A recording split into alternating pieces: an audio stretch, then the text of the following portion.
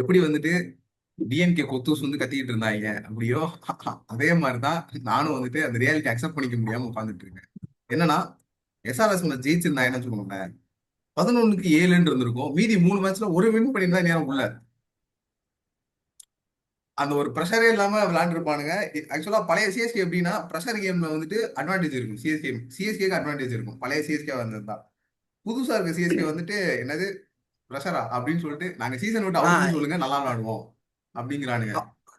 ஏன்னா அப்ப எப்படி இருந்தாங்க அப்படின்னா டீம்ல எப்படி இருந்தாலுமே ஒரு லெஜெண்டரி பிளேயர்ஸ் வந்துருவானுங்க. வாட்சன், ராய்டு, ரஹானே அப்படிலாம் அவனுங்களாம் எப்படின்னா ஒரு காலத்துல லெஜெண்டா இருந்து லைட்டா டிப் ஆனவனுங்க. ஸோ அவனுக்கு வந்து ப்ரெஷர் பார்த்துருப்பானுங்க. ப்ரெஷர்னா என்னன்னு தெரியும். ஆனா கரண்ட்ல இருக்க பிளேயருக்கு எவனுக்குமே தெரியாது. தூபாய் கிட்ட எல்லாம் போய் ப்ரெஷர் அப்படின்னு பேப்பர்ல எழுதி காமிச்சாலே ஓடிடுறான். ருத்ராஜ் அதுக்கு மேல சரி விடுங்க. அது இன்னொரு வீடியோ வச்சிருக்கோம் ஃப்ரெண்ட்ஸ். ஃபுல்லா சிஎஸ்கே ஐபிஎல் முடிஞ்ச உடனே அதாவது சிஎஸ்கே பிளான்ஸ்லாம் என்ன, ஃபியூச்சர் பிளான்ஸ் எப்படி பண்ணலாம், யார் கோச்சா வரலாம், இல்லை இதே கோச்சுக்கு கண்டினியூ பண்ணலாமா அப்படின்றதெல்லாம் கெரியர் பேசுவோம். திரும்பி என்ன பாருடா அப்படிங்குது. கெரியர் எங்கடா என்னடா பண்றீங்க, கம்பேர் பண்ணுடா அதான் அப்படின்னா அதாவது கெரியர் எங்களை பார்த்து நாங்கள் கேக்குறீங்க. கரியரில் தோக்க கூட அவ்வளோ கஷ்டப்படல. சிஎஸ்கே எஸ்ஆரை தோத்துட்டு இசானி கிஷன் இப்படி பண்ணிட்டு இப்படிலாம் பண்ணும்போது எங்களுக்கு காண்டாகுது. சரி விடுங்க. இப்போ எதுக்கு வந்திருக்கோம் அப்படின்னு பார்த்தீங்கன்னா 4 டீம் குவாலிஃபை ஆயிருக்காங்க. யார் யாருன்னா நம்பர் 1 ஆர்சிபி, 2ல ஜிடி, 3ல எஸ்ஆர்எச், 4ல ராஜஸ்தான். So, எல்லாருமே ஈக்குவல் கண்டெண்டர்ஸ் தான். நாலுமே 4ல 3 டீம் பாத்தீங்கன்னா ஓப்பனர்ஸ் எல்லாம், அதாவது 2 டீமுக்கு வந்து நல்ல இது இருக்கு, லைசன்ஸ் இருக்கு, அடிச்சு நவுத்துக்கணும் அப்படின்றது. யார் யாருன்னா எஸ்ஆர்எச், ராஜஸ்தான். ஓப்பனர்ஸ் அவுட் ஆயிட்டு ஃபர்ஸ்ட் 3 பேர் அவுட் ஆனா டீம் படுத்துக்கும். அவ்வளவுதான் ஃப்ரெண்ட்ஸ். அதே மாதிரி அங்கிட்டு பாத்தீங்கன்னா ஆர்சிபி, ஜிடி. ஜிடி வந்து 3 பேருமே நம்பி மட்டும் தான் டீமே இருக்கு. அதுக்கடுத்து பேட்டிங்னா என்னன்னு கேட்பானுங்க. 3 விக்கெட்லாம் போயிடுச்சுன்னா அந்த டீமை 120 தாண்டுமானே ரொம்ப பெரிய டவுட் தான் ஃப்ரெண்ட்ஸ். ஸோ ஆர்சிபி கிட்ட பாத்தீங்கன்னா ஈக்குவலா இருக்கு எல்லாமே. எப்படின்னா ஆரம்பத்துல அவங்களுக்கு பேட்டிங் டெப்த் இருக்கனால மேல இருக்கிறவனுங்க பயமே இல்லாம ஆடுவானுங்க. அதாவது மேல ஒரு இருக்கிற 5 பேட்ஸ்மேனுமே பயமே இல்லாம பேட் ஃப்ரீ ஃப்ளோவிங்கா பேட் ஆடலாம். ஸோ அதான் நான் சொல்ல வரேன். என்னன்னா உனக்கு அந்த லைசன்ஸ் இருக்கு. ஆர்சிபி கிட்ட ஜிடிக்கு ஈக்குவலான ஒரு பவுலிங்கும் இருக்கு நீங்க பாத்தீங்கன்னா. ஸோ என்ன கேட்டா ஆர்சிபி தான் இந்த இடத்துல பேலன்ஸ்டா இருக்கிற ஒரு டீம். பவுலிங்லயும் சரி ஃபேவரட்ஸ். பேட்டிங்லயும் சரி அத மாதிரி இருக்காங்க. ஃபேவரட்ஸா இருக்கானுங்க. இது ஒன் ஆஃப் த எப்படி சொல்றது, மோஸ்ட்லி எக்ஸ்பெக்ட் ப்ரிடிக்ட் பண்றது எல்லாருமே இதுதான் ஒரு மோஸ்ட்லி எல்லாம் இதுதான். மூணு மூணு இப்ப சீசன் ஆரம்பிக்கிறதுக்கு முன்னாடி ப்ரிடிக்ட் பண்றானுங்களா, அதுல 4 3 மோஸ்ட்லி கரெக்ட் ஆயிடும். ஏதாவது ஒரு டீம் தான் ஆடு ஒன்று விட்டா வரும். இந்த வாட்டி எப்படின்னா எஸ்ஆர்ஹெச், ஆர்சிபி மட்டும் தான் வந்திருக்கு எல்லாருமே. அதுவும் எஸ்ஆர்ஹெச் நிறைய பேர் ப்ரிடிக்ட் பண்ணல. எஸ்ஆர்எஸ் எல்லாம் எஸ்ஆர்ஹெச்மே போடுவாங்க. Bowling week. பவுலிங் எல்லாருமே ஆர்சிபி மட்டும் தான் கொடுத்துட்டானுங்க தவிர மிச்சம் இருக்க 3 டீமுமே பார்த்தா இதுதான். ஜிடில யாருமே ப்ரிடிக்ட் பண்ணல. ஏன்னா போன வருஷமே பயங்கரமா தெரிஞ்சிருச்சு. போன வருஷமே எப்படின்னா இவனுக்கு டாப் 3 தான்டா, டாப் 3 பவுலிங் அப்படின்னு. ஆனா இந்த வருஷம் அவனுக்கு என்ன பயங்கரமா ரெவல்யூஷனா இருந்துச்சு அப்படி பாத்தீங்கன்னா ரபாடா ஃப்ரெண்ட். ரபாடா பழைய ரபாடா ஆயிட்டான். அந்த ஒரு 2019 2020 152 போட்டுருப்பான் போட்டுட்டு இருக்கான். பாத்தீங்களா. 54ல இருந்து ஆஹ் 53 வெறும் ஸ்ட்ரைக் பேசு பண்ணிட்டு பேசு இருந்தான். பேசு மட்டும்தான். நீ அடிக்கிறியா அடி, தாக்கிட்டு திருப்பி இருக்கான் பேசா ப்ரோ. போடுறேன். ஏய் அது அவன் அவன் அது வந்து எப்படின்னா, அதனால சொல்லு சொல்லு சொல்லு. எப்படின்னா நீ நீ வந்துட்டு எப்படி எப்படி சொல்றதுன்னா, நான் ஒரு நல்ல பால் போட்டு நீ அடிச்சியா அதே பால் தான் அடுத்த 5 பாலுமே போடுவேன் அப்படின்ற மாதிரி அந்த டெப்த்ல அந்த போறான். விராட் கோலி விக்கெட்லாம் பாத்தீங்கன்னா விராட் கோலி முதல் ஒரு டேக் டவுன் பண்ணிருப்பான். திருப்பி செகண்ட் அவனுக்கு கொடுத்துருப்பாங்க. அதே அதான் தான் ட்ரை நீ பண்ணிருப்பான். அதே 6 பால் அதே ஆறு ஷாட் அடிச்சுக்க, நான் நல்ல பால் தான் போடுறேன், நீ 6 பால் அதே ஷாட் அடிச்சுக்கூடா அப்படின்னு சொல்ற மாதிரி சேலஞ்ச் பண்ணிட்டு இருந்தான் ஃப்ரெண்ட்ஸ் பேட்ஸ்மேன். அது வந்து கோச்சு கிரெடிட் கொடுத்தே ஆகணும். ஏன்னா இப்போ வேற எவனா வந்தா ஏய் அவன் அடிக்கிறான்னு தெரியல, வேற பிளான் போ அப்படிலாம். கோச் வந்து ஆஷிஷ் தெளிவா சொல்லிட்டான், உன் ஸ்ட்ரென்த்துக்கு போடு, ஃப்ரெண்ட்ஸ் உன் ஸ்ட்ரென்த். ஏன்னா அவனுக்கு எப்படின்னா டீமே எப்படின்னா டீம் பில்ட் ஆன் ஸ்ட்ரென்த். அவன் வந்து மத்தவன் என்ன ஆடுறான், அவன் 220 அடிக்கிறான், பஞ்சாப் 260 சேஸ் பண்றான். எனக்கு அதெல்லாம் கிடையாது. என் ஸ்ட்ரென்த் என்ன, என் ஸ்ட்ரென்த் பவுலிங்.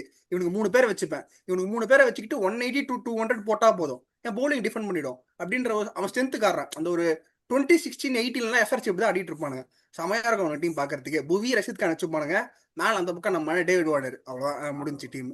எப்பயுமே பவுலிங் ஸ்ட்ராங்கா இருக்கிற டீம் வந்துட்டு பாக்குறதுக்கே சூப்பரா இருக்கும். அவனுக்கு கான்பிடன்ஸ் இருக்கும். உனக்கு பவுலிங் இருக்குனாலே உனக்கு வந்து ஓவர் இருந்தா என்னடா 160 கூட நம்ம டிஃபெண்ட் பண்ணி பாத்துக்கலாம்டா, 18 ஓவர் வரைக்கும் கூட எடுத்து போய்க்கலாம்டா, அதுக்கப்புறம் மேட்ச் ஆட இருக்கணும் போட்டுக்கலாம் அப்படின்ற மாதிரி தான் பாப்பானுங்க.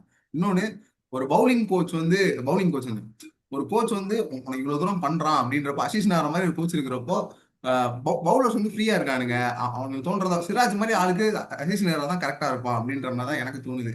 உங்களுக்கு எப்படி தோணுது நவீன்? இப்ப இப்ப ஆமாண்டா, பிரசித் கிருஷ்ணா எங்கேயாவது ஒழுங்கா பண்ணி பாத்திருக்கியா? இந்தியா கொடுக்கும்போது சரி, டெஸ்ட்டுக்கு போடும்போது சரி, அவன் உருப்படியா பண்ற ஒரே ஒரு இடம் ஜிடி மட்டும் தான். ஏன்னா அவனுக்கு வந்து ஃபாஸ்ட் bowling கோச்சா இருக்கிறான், பேக்கப் பயங்கரமா பேக்கப்பா இருக்கு. ரபாடாவும் இங்க வந்து சூப்பரா பண்றான். அந்த அர்ஷத் கான்ன்றவன் யாருனே தெரியாது, அன்னோன் கமோடிட்டி. அவனும் வந்து சூப்பரா விக்கெட் ப்ரோ பண்ணி நம்ம சிஎஸ்கே கூட சூப்பரா போட்டிருந்தான். ஸோ அதாவது என்னன்னா ஃபேவரட்ஸ்னு பார்த்தா ஆர்சிபி தான். ஆனா ஜிடி ஜெயிச்சா நல்லா இருக்கும், அவ்வளவுதான். அது ஒரு மாதிரி ஏன்னா எப்பவுமே அண்டர்டாக்ஸ் சொல்லுவாங்கல்ல, அப்படின்னு Batman win show game, bowler win championship, அந்த கான்செப்ட்ல சொல்றேன் நான். அந்த மாதிரி சொல்லலாம். இன்னொன்னு வந்துட்டு அதர் சைடு அப்படின்னு பாக்குறப்போ எஸ்ஆர் ஏய் அண்டர் டாக்ஸ்னா ஆர்ஆர் தானே அண்டர் டாக்ஸ். ஆர்ஆர் ஆர்ஆர் தான் ஆர்ஆர் அண்டர் தான் டாக்ஸ். அண்டர்டாக்ஸ். ஆனா ஆர்ஆர் கிட்டயும் பாத்தீங்கன்னா எப்படின்னா அவனுங்கிட்டே அதே காம்பினேஷன் தான் இருக்கு கிட்டத்தட்ட. எப்படின்னா உனக்கு வந்துட்டு ஜிடி அளவுக்கு சொல்ல மாட்டேன். Arshad Khan left right pace down அந்த மாதிரி சொல்லல. போலிங் ஆப்ஷன் பண்றா.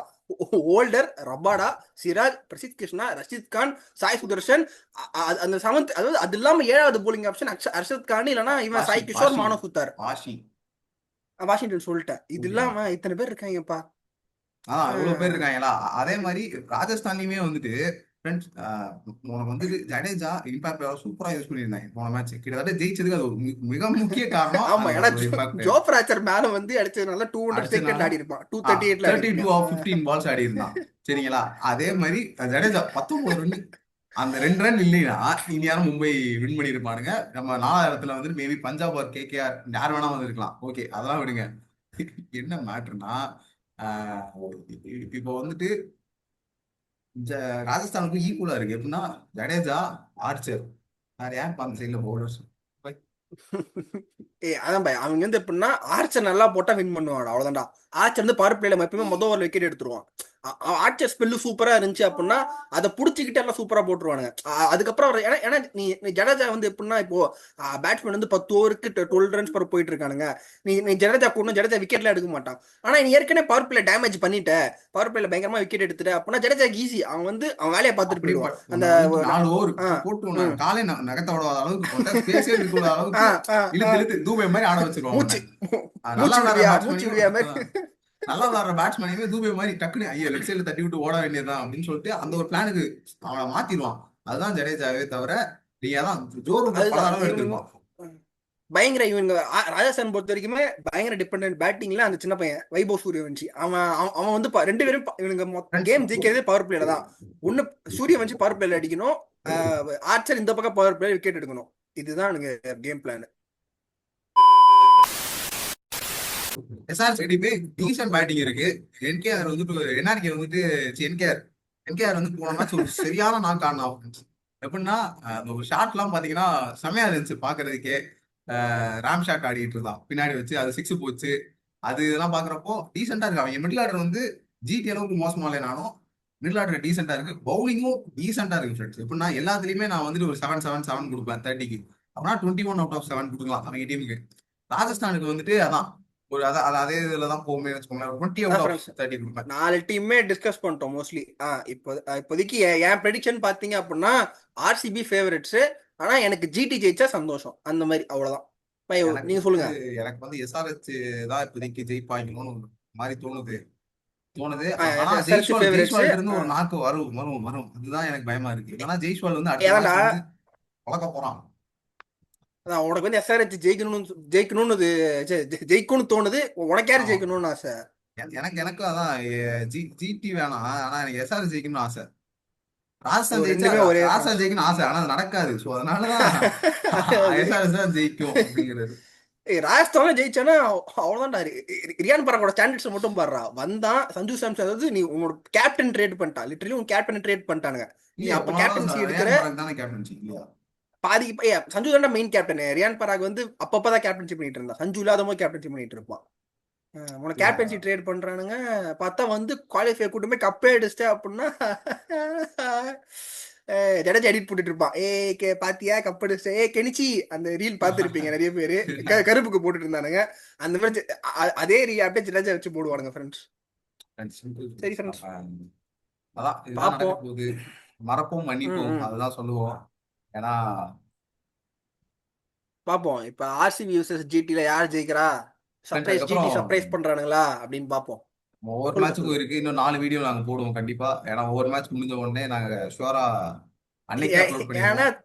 ஏன் தான் சிஎஸ்கே மேட்ச் இல்லையே, எங்களுக்கு இல்ல தான் டிப்ரெஷனே கிடையாது. டிப்ரெஷனே நாங்க எல்லா கிடையாது. வீடியோ இதுக்கப்புறம் எல்லா மேட்சுக்கும் வீடியோ வரும் ஃப்ரெண்ட்ஸ், ஜாலியா வந்து சிரிச்சுக்கிட்டே போடுவோம். ஏன்னா நல்ல எவன் வேலை. ஜெயிச்சாலும் பிரச்சனை இல்லை போன எங்களுக்கு. போன வருஷம் மாதிரி பயங்கரமா விளையாண்டு தோக்குத்து வெளில போகாம அதுக்கப்புறம் பழைய சிஎஸ்கே மாதிரி கிட்ட வரைக்கும் கொண்டு போய் எதுவும் பண்ணாம டீசெண்டா மிடில்லயே ஜெயிச்சு மிடில்லயே தோத்தானுங்க. அதனால